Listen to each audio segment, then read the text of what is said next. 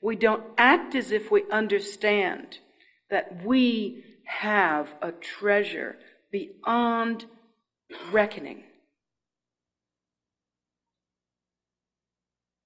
That Buddha seed within us absolutely assures us that we can accomplish Dharma, that we can be liberated, that all beings can be liberated.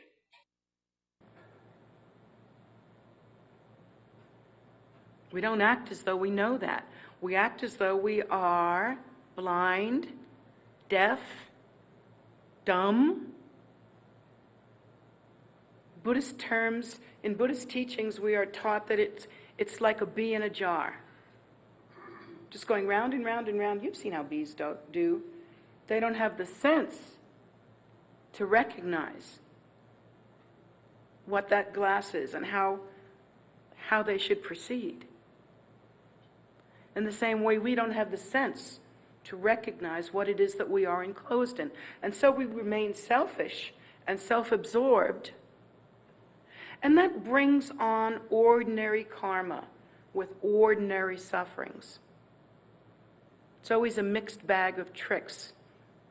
There's a little happy in it and a lot of crap. And even in happiness, there's a great deal of suffering. Because you know when you've been in your most wonderfully satisfied moments, when all the things that you really hang your hat on have come together for you, when the great love of your life has shown up, and he's in a good mood, and you're having a great dinner, and your kids have all grown up and they're all doctors. And, you know, at those glorious moments when you can really think, oh, this is good, life is good, or you're at the beach. You know, you're at the beach and you're thinking, it's Margaritaville. This is good. Life, you know, I don't know why they say life is suffering. But even in those times we suffer, because if we allow ourselves not to be drunk with the silliness of samsara, we remember that that situation is impermanent. The margarita glass will be empty. The hangover is next. The beach, pretty soon you got to go home. You can't live there forever. Your son's a doctor, but he's going to die. The great love of your life showed up. Someday. Someday.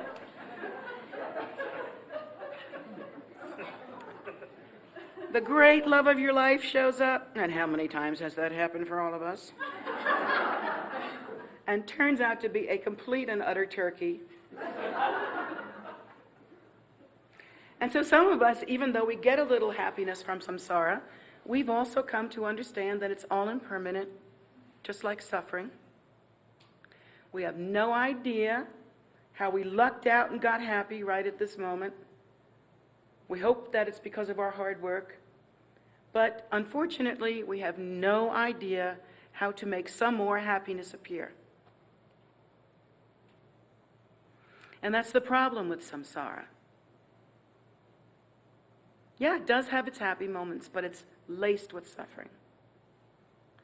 And so on the Mahayana path, we begin to swallow the antidote to this self-absorption that continually ripens our ordinary minds, ordinary views, our ups and downs, our regular samsaric addictions, again and again and again, living and dying just around the wheel of samsara.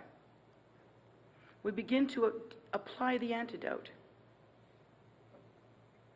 The old habits weigh a little less, and the good habits become more frequent, more deep, more profound. And that's how it works. It's like scales. And once you have a good chunk of good habitual tendency, there is so much less influence on that. You tend not to draw the non-virtuous karma forward. You tend to draw the good opportunities and beneficial karma forward. And that includes moving closer to enlightenment. The gross obscurations of our karma begin to pacify. I say pacify in the way that if you think of an ocean with a hurricane storm, there's all sorts of energy there, and it's all about the hurricane. Never enough. You'll never be satisfied with yourself. And if you can't love in an unconditional way, there is a self-loathing that begins to grow within one's heart. And we get into the habit of thinking that love has to come from someone else, and if I don't get it, I'm going to be seriously pissed off. But that self-loathing actually comes from our inability to love unconditionally and to love as we love on the Mahayana path through recognition.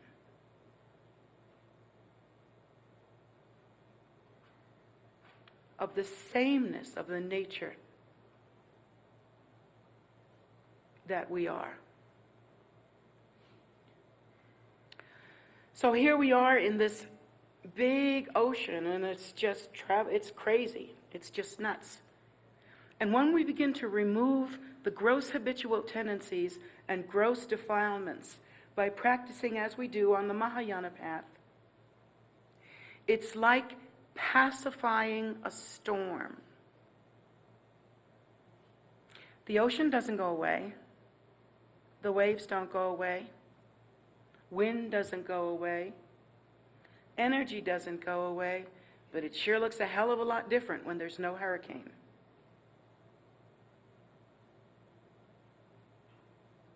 And so it's like that. It's pacified. The inflammation that stirred up the waters, that stirred up the wind, whatever energies came together to create this terrible storm, these are like the very energies that we create every day of confusion, delusion, neuroses, self-absorption, hatred, greed, and ignorance, jealousy, pride. These are the storms that we create through non-recognition. And so through taking the Bodhisattva vow and through practicing in the Mahayana way with the Mahayana view, we begin to pacify the storm. We begin to think that in the way that I would not consciously, at least, set myself up for suffering. I mean, I wouldn't put myself in a, oh gosh, what's a horrible example? A Republican National Convention.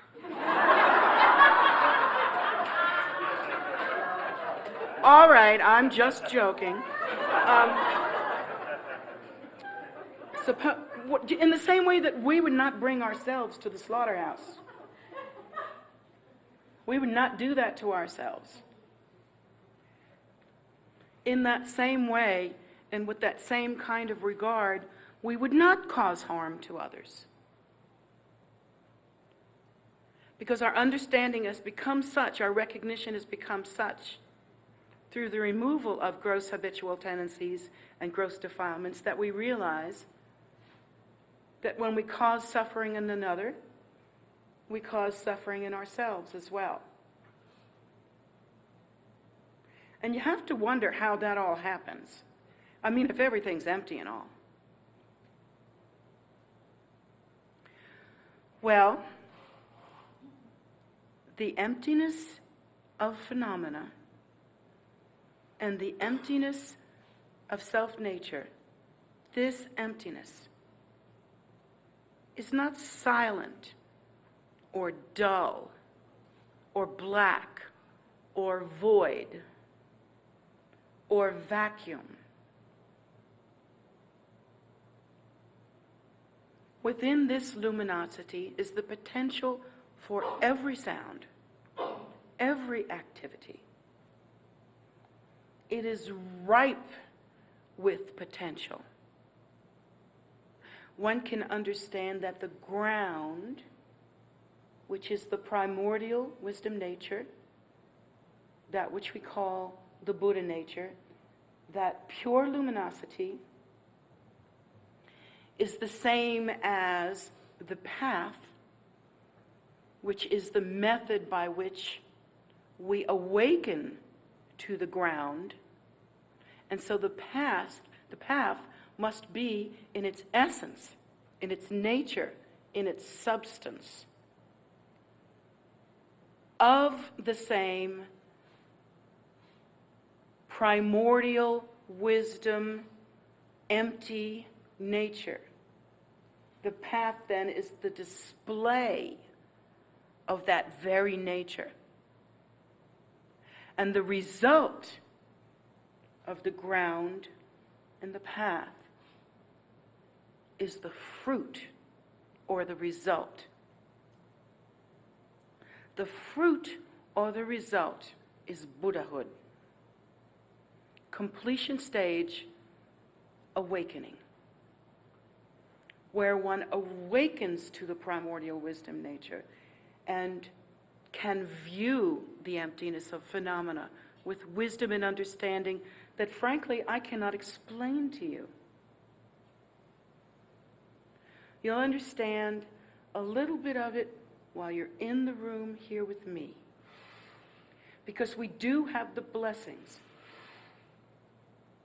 of the primordial wisdom nature here. We have the supports that are necessary.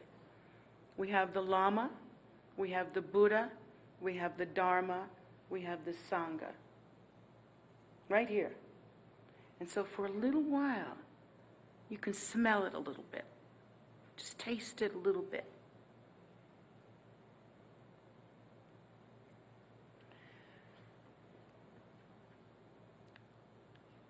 The ground, the path, and the fruit arise from the same empty luminosity, free of contrivance, and therefore free of ignorance, free of delusion. That primordial wisdom display comes as our root teacher, and Guru Rinpoche himself, the very emanation of Lord Buddha, who is the Buddha for this time. Guru Rinpoche himself said, I will appear as your own root guru. And so what is meant by that?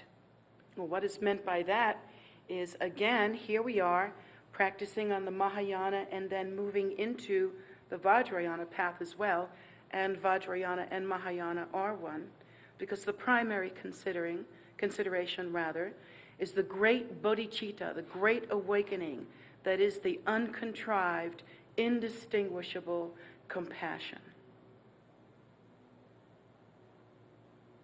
This is the root of Mahayana and Vajrayana.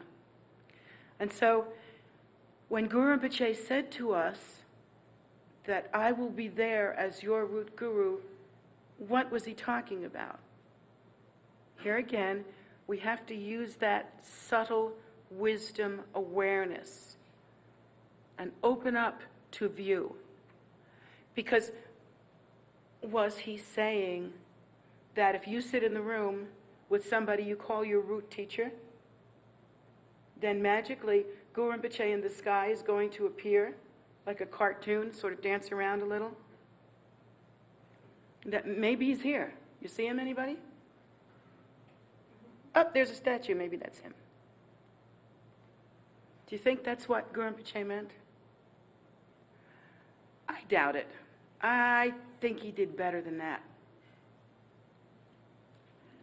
Guru Rinpoche, in his incredible wisdom, foresaw this time, knew of our delusion, knew of the thickening of what is called Kali Yuga, or the age of degeneration, and gave us the practice of Guru Yoga. Guru Yoga is the practice of recognition of the Guru. And you think, well, what the heck good is it going to do me if I recognize my Guru? Okay, so you're my Guru, so I recognize you. Well, it's like this. Once again, there's this pure perception based on the awareness or awakening to that primordial wisdom nature.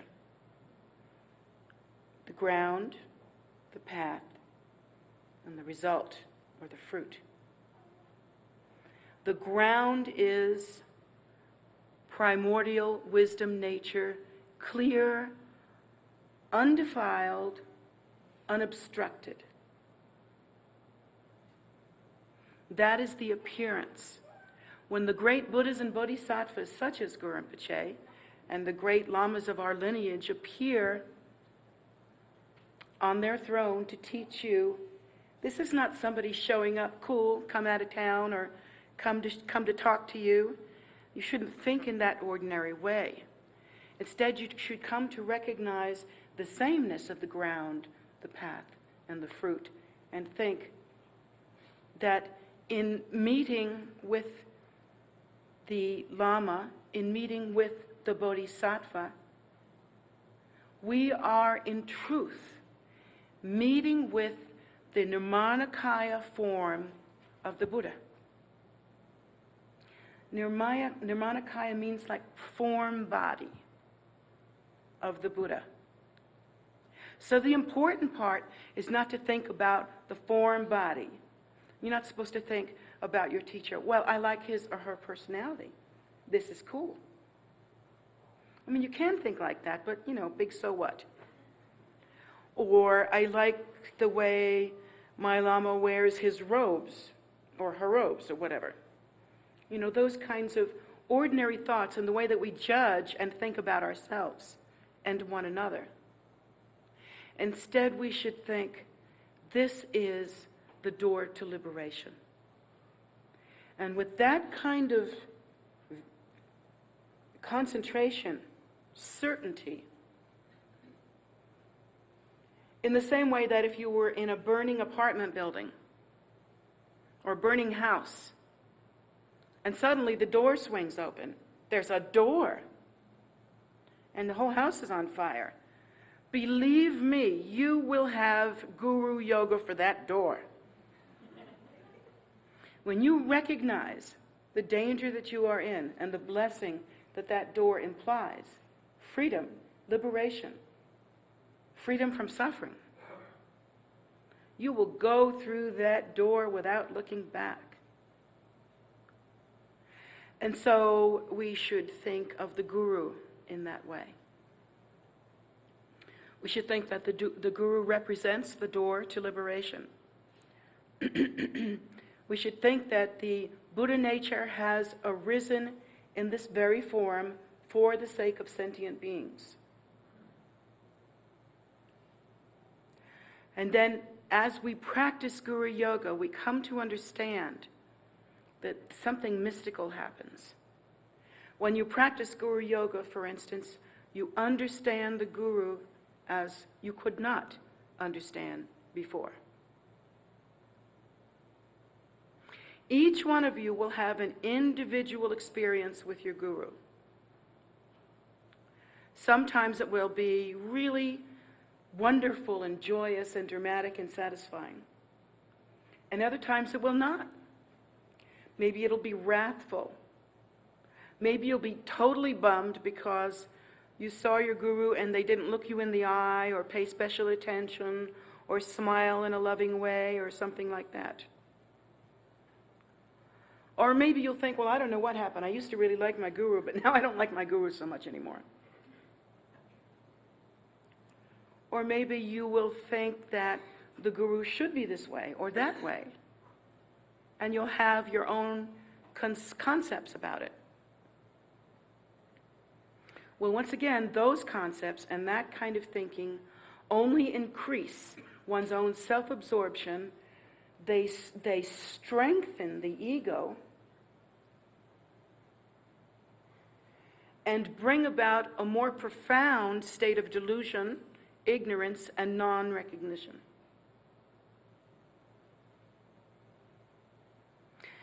It's not like the guru needs your devotion. That's not what it's all about, I promise. It's not that the guru finds this fun to sit in such an uncomfortable chair. It's none of those things, you see. It is the student forming the connection with the face of their own Buddhahood. Forming their connection with the very door of liberation.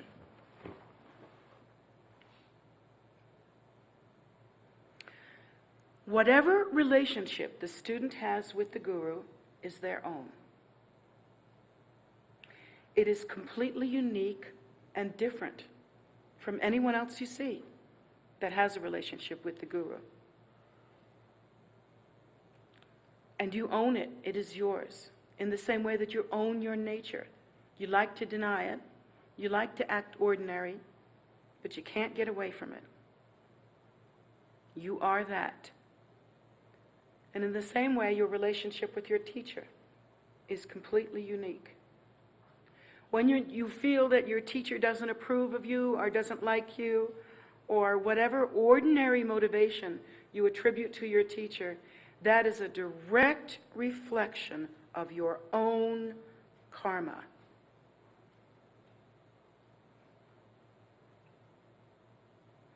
It is a direct reflection. You can look at that and you can see for yourself how you have practiced in the past.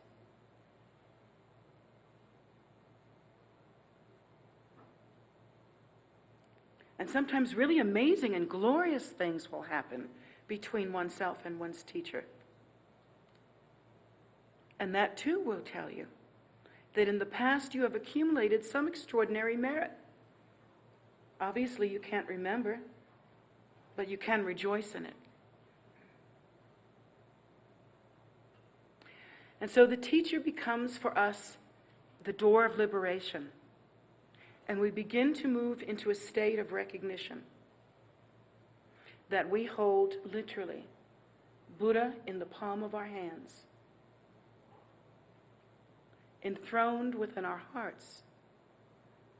We are that, only asleep now. Dreaming funny dreams like we do when we had a big meal before we went to sleep. Each of us in our own slightly particular bardo. Yes, we relate, it seems, to one another. And my friends, I can tell you that this is true. Two best friends, two peas in a pod, two people that are so close you think, boy, they're like twins. Two friends that share a relationship and are so close are in two separate bardos, two separate dreams,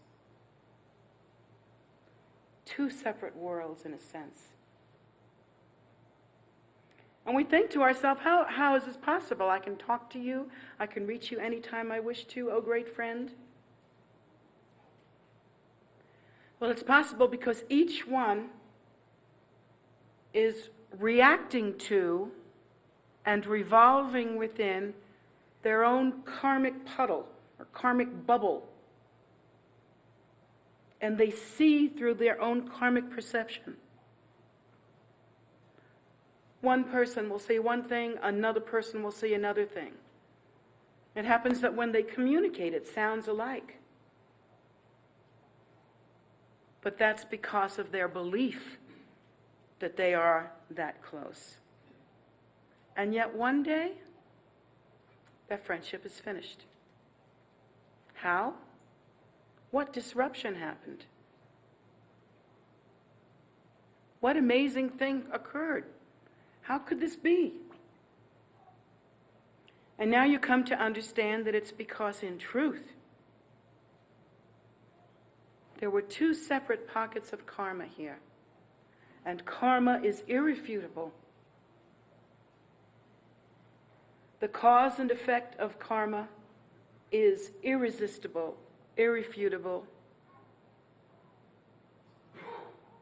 And until we achieve supreme enlightenment and begin to understand the empty nature of our karma, as well as our attachment to our karma and that person and that result and that need to have that friend in that way, under those conditions, until we see the emptiness of all of that, we will never understand.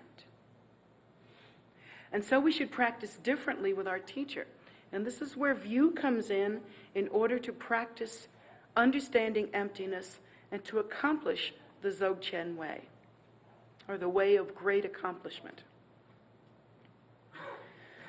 We begin to practice in such a way with our teachers as to recognize the teacher as the Nirmanakaya form of the Buddha. We stop concentrating on the outward appearance and start relaxing the mind, freeing ourselves of the contrivances and conceptualizations that compromise judgment. And instead, what we do is we begin to, in our practice, create the mystical connection, the mystical recognition. In our tradition, and of course different traditions are different, in our tradition we start here with the 7-line prayer, which is the prayer to Guru Rinpoche. That prayer itself is a complete puja in a very, very, very abbreviated form. So it's an excellent way to start. And we meditate on having devotion for the teacher. We begin to practice in different ways. One of the ways that we practice, of course, is when we practice Guru Yoga, say in our Ngundro, there are certain prayers that we say and even songs that we sing that say, Lama can know. Lama, only you know. Because the Lama is the very display of the Nirmanakaya. Because the Nirmanakaya has appeared in this world in such a way as even we, with a little training, can see. This is how we start. And so we begin to practice in such a way that we understand the difference between our own minds and the nature of the Lama. We practice in such a way that we say, oh, Lama can know. Only you know, Lama. And we visualize that we are hanging over the abyss of samsara, like a giant Grand Canyon. I mean, really a bottomless abyss. That if you were to fall down, like in the revolution around the cycle of death and rebirth, that if you were to fall down, you have no idea where you would land. You know, maybe you would land on a cliff that's nearby and be saved. But maybe you would land all the way at the bottom of the abyss. And there's all sorts of terrible variations on that theme. So we practice in such a way that we're hanging from a string. And that string is anchored in the very mind of the Guru. Now, once again, this is not a personality cult. You don't have to like the way your Guru dresses, or looks, or smells, or acts, or whatever. The ways that you like to think of each other with.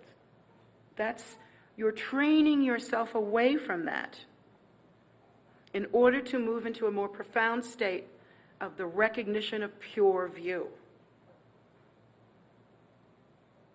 So you don't practice like that. You practice thinking, Lama can know. And you're practicing to recognize the appearance of the Nirmanakaya form of the Buddha here on earth. And when you see your Lama's activity, you practice to recognize that this is the activity display of the Buddhas. And when you see the Lama's qualities that enable the teaching of Dharma or compassion towards sentient beings, or even just the qualities that cause the Lama to return again and again for the sake of sentient beings, cause the Bodhisattva to return again and again for the sake of sentient beings, you begin to recognize this. These are the qualities.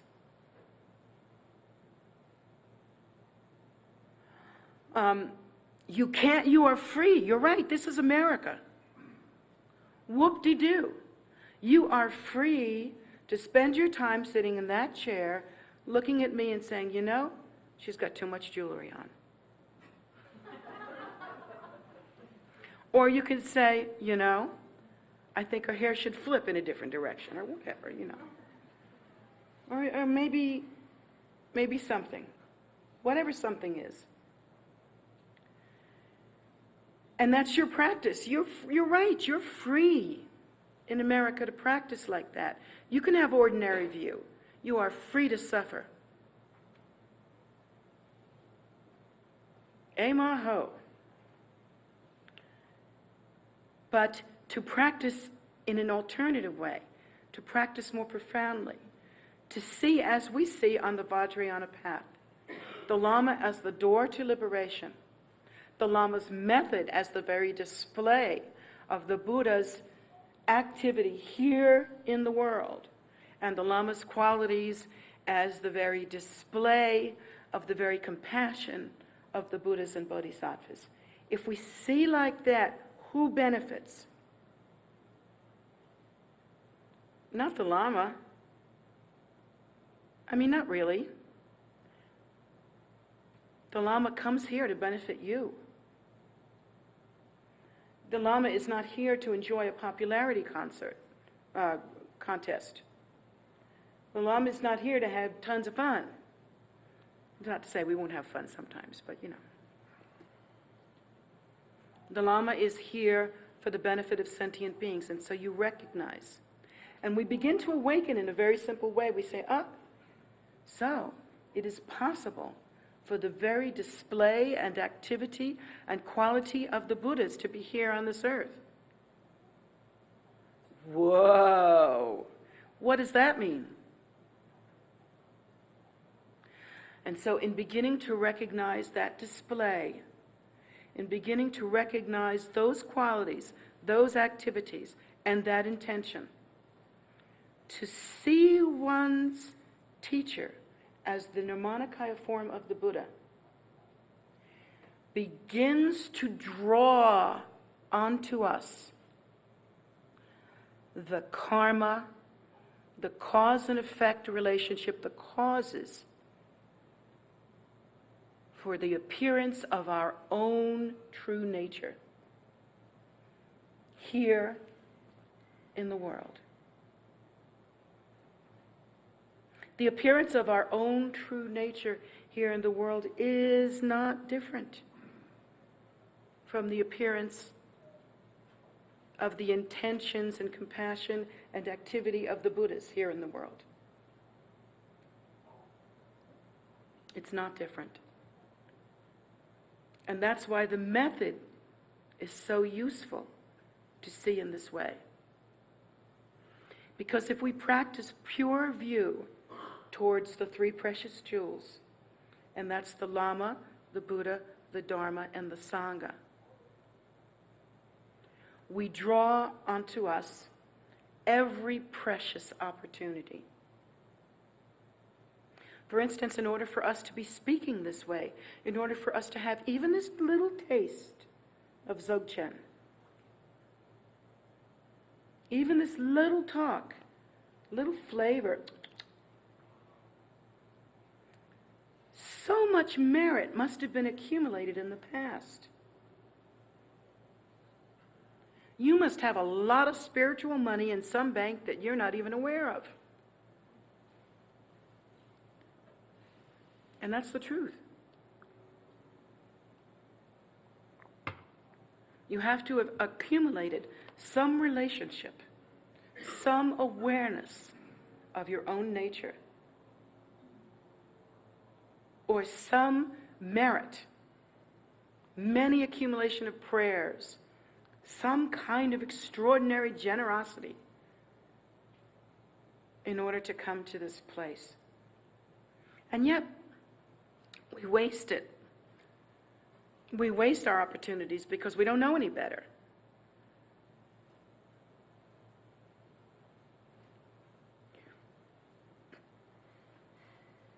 When we practice in such a way as to understand that we are literally hanging over the abyss of samsara,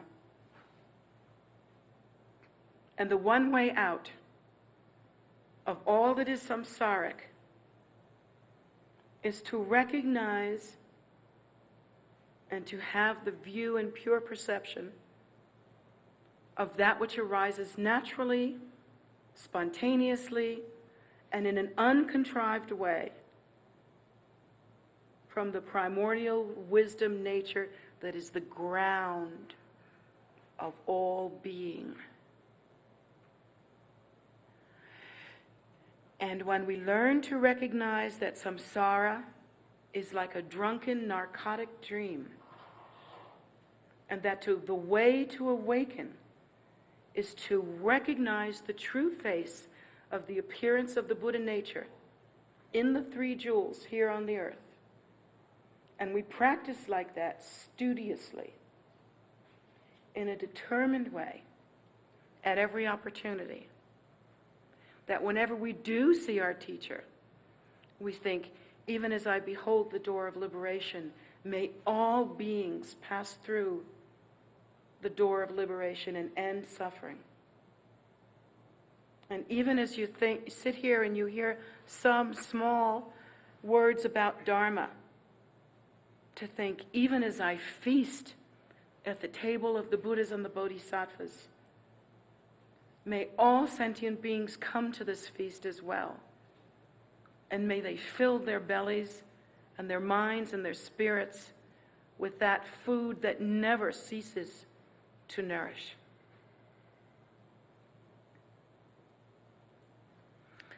What we're doing is to train our mind. We're not practicing to be good boys and girls. So many of us, when we come to the path, we are approval junkies. And we want to know how to do this so we can do this right, so we can be good, so we can look good when we're doing it. But is there any good result from that? Well, fine. If it gets you to the teaching, whatever. But then once at the teaching, it's up to us to open the eyes of recognition. Well, it's not really these eyes, is it? To open the eyes of recognition.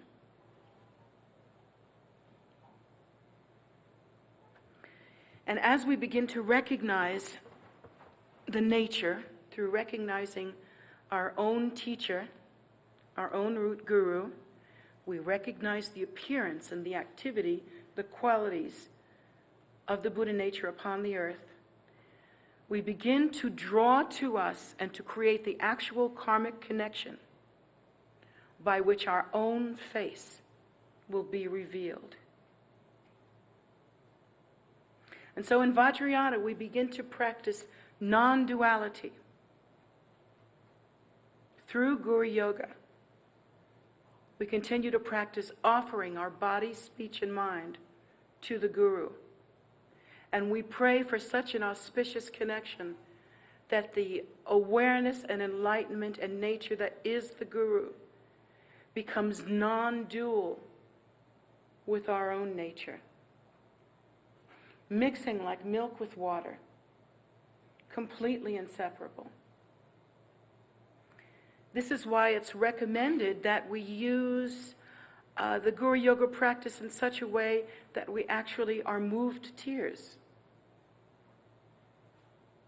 Like from the depths of our practice, when we are deeply in meditation and deeply in the effort of awakening and recognition.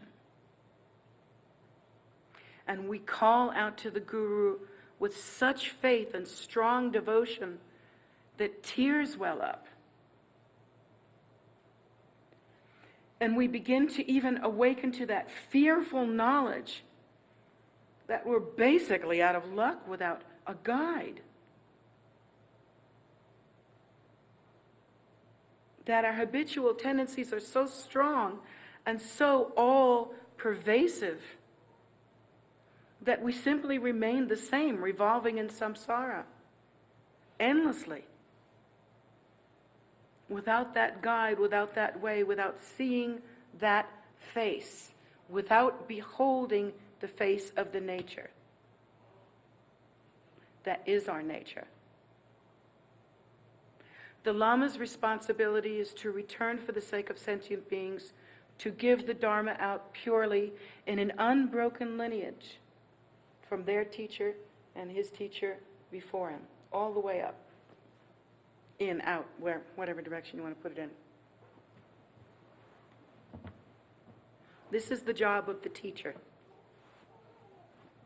The job of the teacher is to create the call, the vibration, to clear the way by which students who have that auspicious connection can come to the Dharma. The student's part of that responsibility is recognition.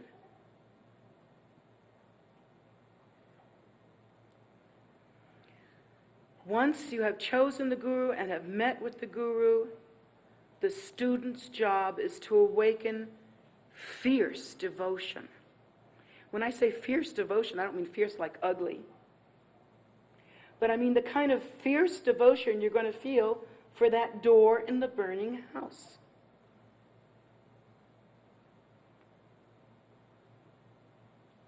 It doesn't have to be all gushy the way we normally feel things. It doesn't have to be all sentimental. It doesn't have to be anything like the normal human emotion that we perceive or that we have.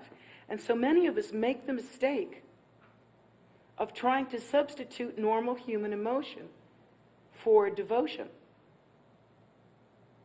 That's what we're thinking. We're thinking, I have to make that emotion. I have to feel that feeling. And you know how feelings are, up and down and up and down and up and down, so inconsistent. So that we have a good feeling at one point and then we have a bad feeling at another point or a dumb feeling at another point, and we think that's our practice.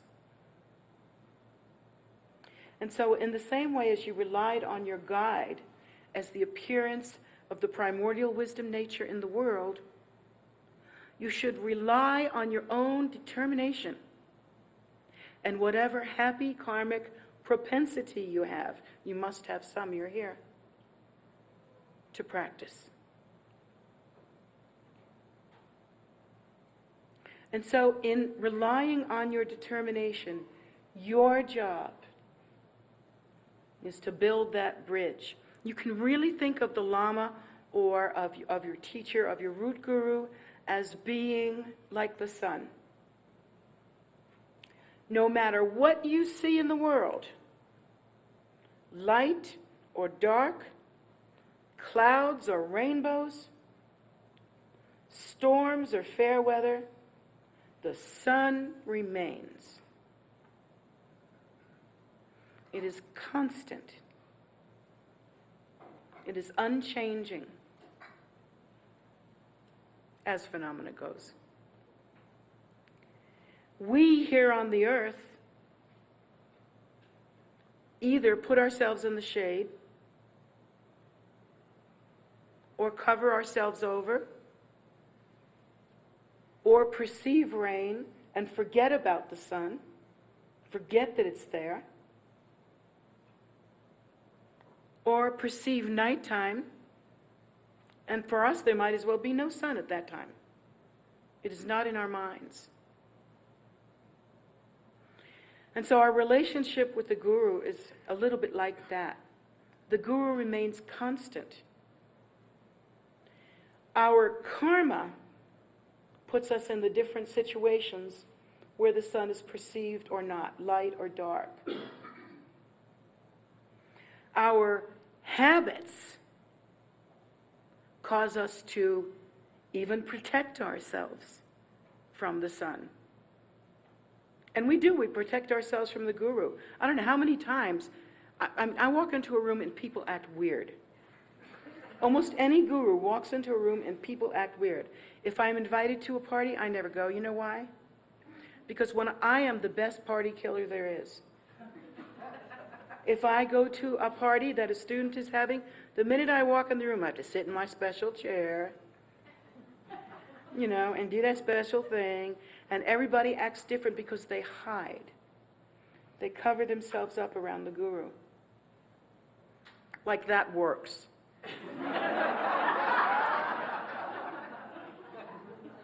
And people think, I hope they don't see what's in my mind right now.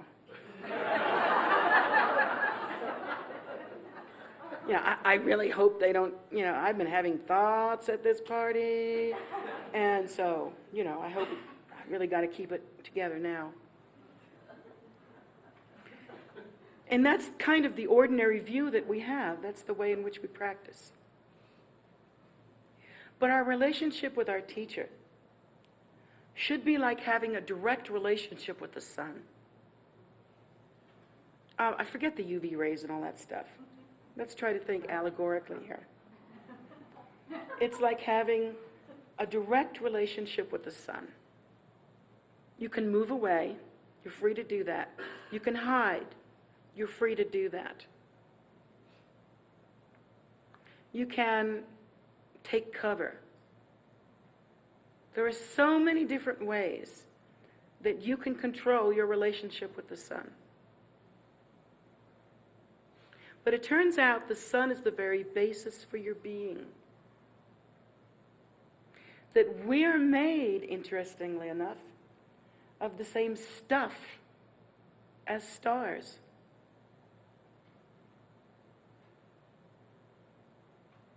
So I wonder if that isn't why it happens, that the earth turns and it becomes night and day, and there's shade and there's sun and there's rain and hoo-ha, whatever.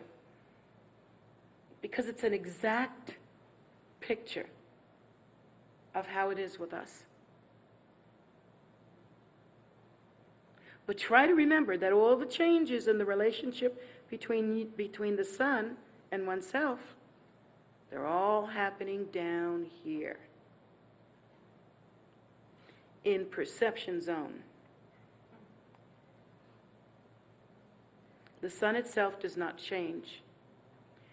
No matter what you do, you will always be cherished.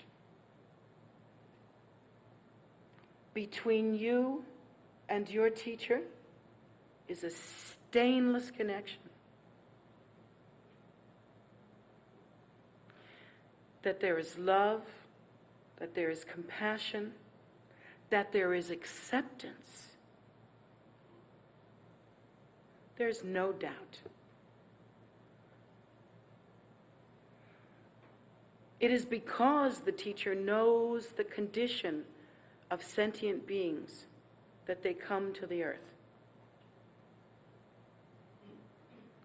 It is because the teacher understands the suffering of sentient beings that they come to the earth. It is because the teacher or the guru understands that the very nature of these beloved suffering ones is indistinguishable from the nature of all the Buddhas and the Bodhisattvas. It is for this reason that the teacher comes to lift the veil from our eyes. There is no other reason. And so the practice then has more meaning.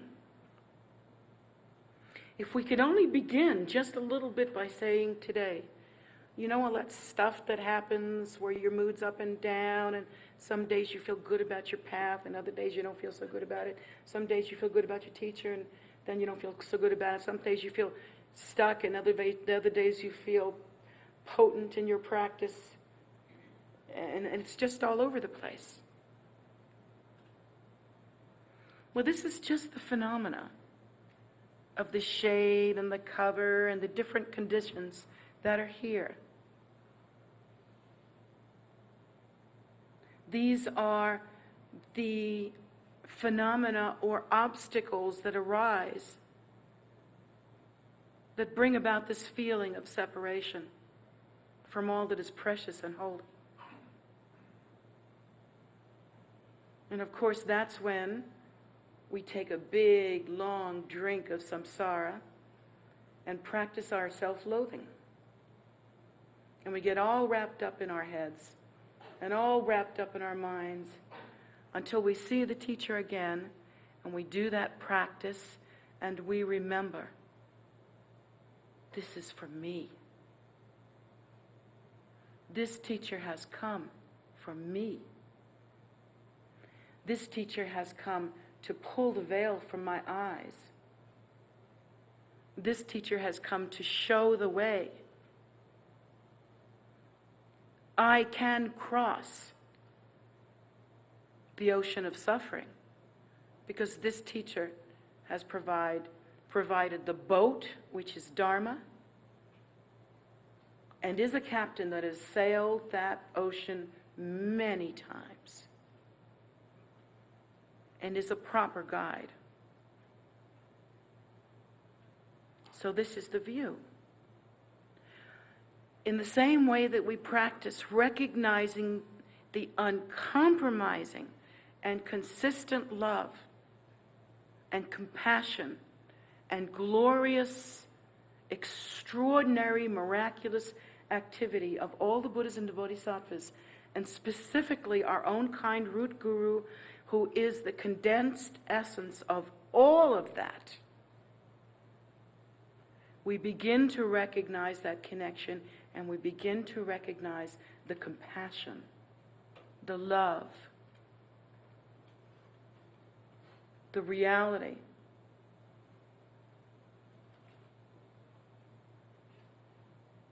That I am here, and the very Buddhas and Bodhisattvas themselves have come to give me comfort.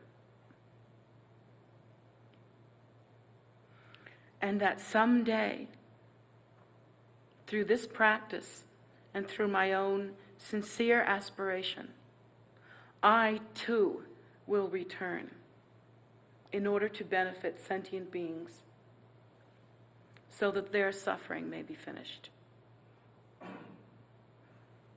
Nanda.